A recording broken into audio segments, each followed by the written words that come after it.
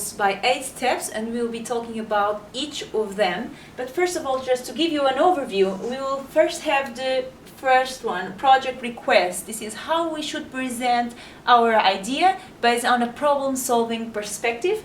Secondly, we should evaluate whether this initiative will contribute to the strategic goals from our organization. And this exercise is done through the strategic alignment step.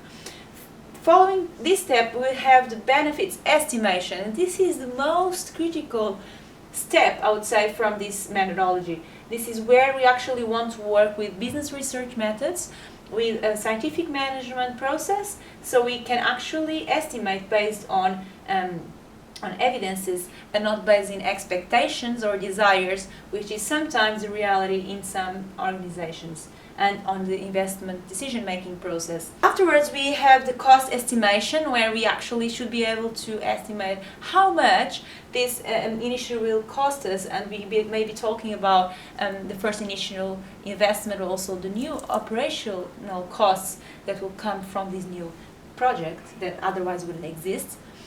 Followed by these 2 steps, we can actually, to make a decision, mix them and take and calculate a set of economic indicators, and we will talk about a few of them, and that will help us to decide whether in economic perspective it is feasible and interesting to this organization. Then we have an important step named the context readiness, which is actually help us to understand which are the stakeholders involved in this project, understand according to the power, the impact, or the behavior, whether they will be actually positive or more opponents to accommodate the project.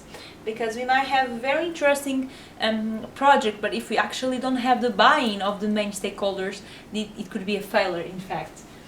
Having this information collected, we will be doing the decision-making process, or making the recommendation to the top management, where we will be, through, for example, the business case canvas tool, compile all this information and make the main conclusions.